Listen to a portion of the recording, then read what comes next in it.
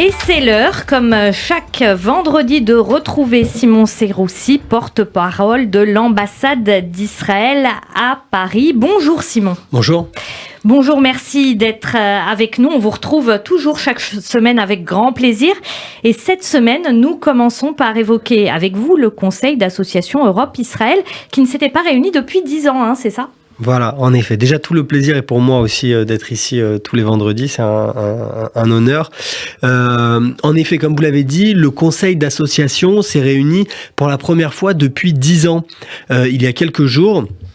Un conseil, donc pour donner un petit peu de background d'information, un conseil qui s'est réuni pour la première fois en 1990 et qui permet à l'Union européenne et à Israël d'échanger sur des sujets bilatéraux importants. Cela peut être de la géopolitique, mais aussi échanger sur des projets scientifiques, économiques, dans le domaine de l'énergie, de l'environnement, afin de travailler ensemble. C'est quelque chose de très important car l'Union européenne ne fait pas ce genre de conseil avec n'importe quel pays à travers le monde. C'est des pays avec lesquels il y a des valeurs communes, il y a un fonctionnement similaire, et donc c'était quelque chose pour très important pour Israël lorsque ça a été mis en place dans les années 90, et malheureusement pour diverses raisons ce conseil n'avait pu se réunir ces 10 dernières années. C'est donc une grande nouvelle pour nous qu'il ait pu se tenir il y a quelques jours.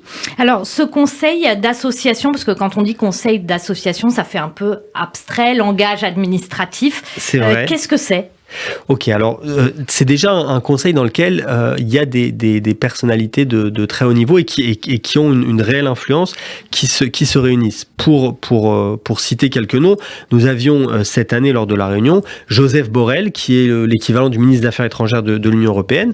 Nous avions Elazar Stern, qui est le ministre de l'intelligence en Israël, mais aussi une présence par vidéoconférence de Yair Lapid, le Premier ministre et ministre des Affaires étrangères. Ils ont échanger sur les grands thèmes d'actualité, donc notamment l'Ukraine, divers sujets qui se déroulent en ce moment au Moyen-Orient, et aussi, comme je vous l'ai dit, des potentiels projets de coopération très concrets, car il y a une vraie coopération entre Israël et l'Union européenne au niveau universitaire, donc pour que des universités puissent travailler ensemble, au niveau technologique, notamment sur les questions de climat, sur les questions d'environnement, et aussi au niveau économique. Alors, qu'est-ce que ça apporte, ça, à Israël, puis à l'Union européenne, de façon concrète, j'ai envie de dire ? Alors, ça apporte, donc, comme je vous dis, ça va permettre de développer des programmes de coopération, des programmes d'échange. Par exemple, des programmes d'échange universitaire, voilà, c'est-à-dire des étudiants israéliens qui Pas viennent... que ça, mais ça peut être aussi des études en commun. Ça peut être aussi des financements européens pour certains projets de recherche, en Israël, de recherche, des projets scientifiques, des projets économiques. C'est aussi plus globalement, parce qu'il faut remettre ça dans un contexte général de réchauffement, ou en tout cas de renforcement, je préfère le mot renforcement, des relations Israël-Union européenne ces derniers mois, cette dernière année, avec un retour du dialogue très important entre Israël et la Suède, qui avait été coupé pendant longtemps, des relations très fortes qu'on connaît entre le Premier ministre Yair Lapid et le président français Emmanuel Macron, des visites très importantes israéliennes à Paris et très fréquentes qu'on n'avait pas l'habitude de voir ces dernières années, et donc ce conseil, la réunion de ce conseil a aussi un impact plus global sur les relations israéliennes avec l'Union européenne, et on le rappelle, l'Union européenne est le premier partenaire économique d'Israël. C'est donc quelque chose qui est très important pour l'économie israélienne, pour le pays dans son ensemble. Alors, il y a un point, évidemment, c'est le point diplomatique sur lequel on ne peut pas passer cette semaine, c'est l'accord sur les frontières maritimes entre le Liban et Israël.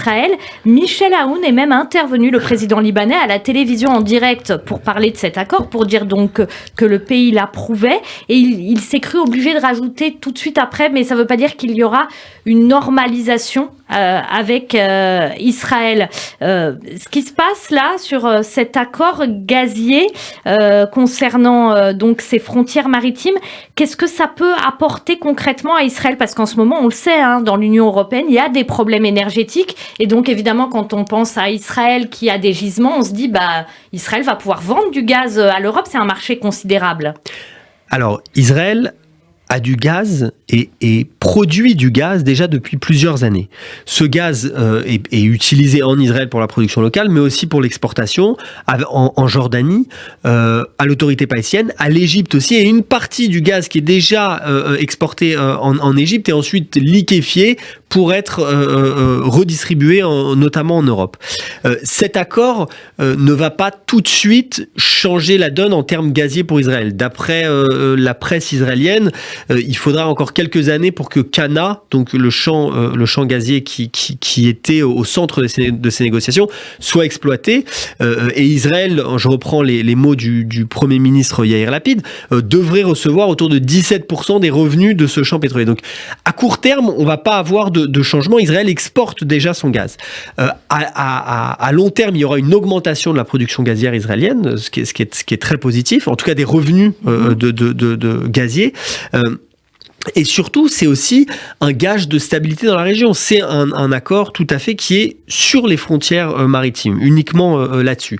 Mais ça permet de stabiliser la région, ça permet encore une fois, je reprends les paroles du Premier ministre Lapid, d'empêcher une guerre dont on parlait avec le Hezbollah dans le nord. Parce que justement, le Hezbollah, qui au départ était très vindicatif, belliqueux contre cet accord, finalement, le Hezbollah est d'accord avec cet accord. Comment vous voyez ça, vous ? Alors, le Hezbollah est et reste une organisation terroriste malheureusement vouée à la destruction d'Israël, et nous les considérons comme tels, et cela ne changera pas.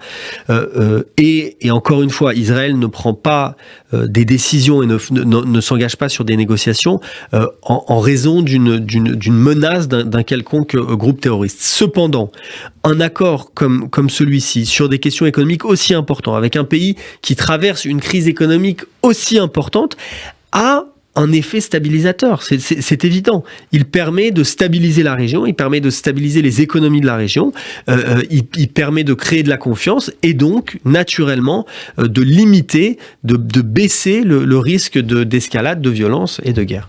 Il y a ces images qu'on a vues sur les réseaux sociaux qui sont très symboliques, où c'est la frontière là avec les petites bouées. Jusqu'à présent, les frontières maritimes entre Israël et le Liban, c'était pas du tout reconnu. C'est ça aussi que change cet accord, Simon Seroussi ? Tout à fait. Donc les frontières, il n'y avait pas encore d'accord. Chaque pays avait des revendications, mais il n'y avait aucun accord, ni même pour les instances internationales. Donc cet accord, qui n'est pas encore signé, je le rappelle, qui devrait être signé dans les prochains jours, et nous souhaitons de tout cœur que ce soit le cas, va permettre de définir des frontières qui ne l'étaient pas. Alors, à la différence de frontières terrestres, des frontières maritimes non définies en général provoquent moins de friction, mais elles peuvent aussi en provoquer.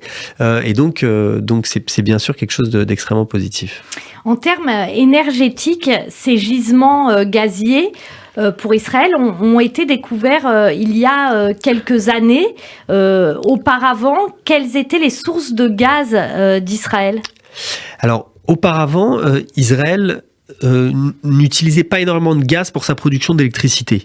L'électricité était produite principalement avec des usines à charbon, à Ashkelon et à côté de Césarée, des usines qu'on peut voir d'ailleurs lorsqu'on passe sur l'autoroute en Israël.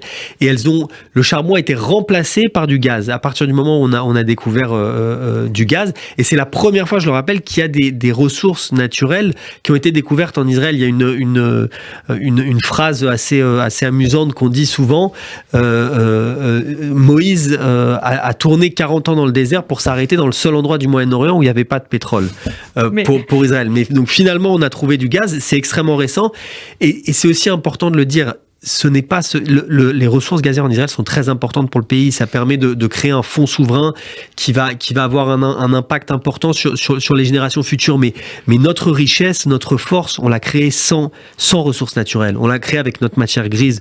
On l'a créée avec notre combativité. On l'a créée avec notre volonté d'aller de l'avant, de ne jamais abandonner, d'être positif, de découvrir, de construire, d'être des scientifiques, d'avancer. Et c'est grâce à ça qu'on est ce qu'on est aujourd'hui. Le gaz, c'est un plus. plus, mais c'est pas ça qui nous rend fort, et c'est pas ça qui nous permet d'être le succès que l'État d'Israël est.